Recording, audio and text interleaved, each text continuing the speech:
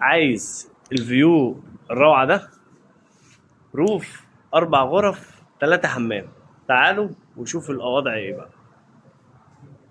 ما شاء الله اللهم بارك. ده الفيو الروعة اللي على خليج رومل عن منطقة باب البحر، وده الروف ما شاء الله. تعالوا نجيب لكم الفيديو بقى من اوله. رقم 25. نخش كده بسم الله. ناخد اول حاجة يميننا الركنة اللي فيها كنبة بتتفرد سرير، يعني عندنا اول حاجة سرير.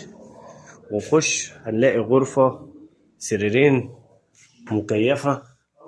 الفيو بتاعك فيو بحر، طبعا في شبكة هنا بس محطوط. ونخش على الفيو.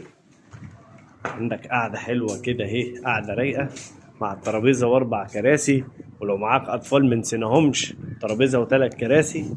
وعندك قاعدة حلوة جميلة مع لسه مرجحة لسه هنحط لها حاجة. ما شاء الله على الفيو الروعة. طب تعالى نشوف بقية الشغل.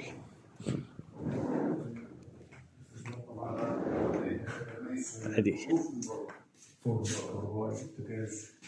حاجه تجهيزات بصراحه غير في الربع جديده. مايكروويف، بوتاجاز، حاجاتك كلها بتاعت المطبخ، كوباياتك واطباقك، غسالتك الاوتوماتيك عشان الناس تسأل على غسالة اوتوماتيك مخصوص. وادي تلاجتك اللهم بارك. والسفرة بتاعتك الجميلة ال8 كراسي. وادي غرفة كمان اهي، غرفة سرير واحد مكيفة. وعندنا غرفة سريرين زي ما انتم شايفين مكيفة، والدولاب اللهم بارك. يلا بينا.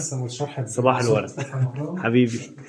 عندنا غرفة تانية سرير كبير مكيفة وفيها حمام اهو. تمام. يلا بينا يلا بينا. وده الحمام التاني اهو.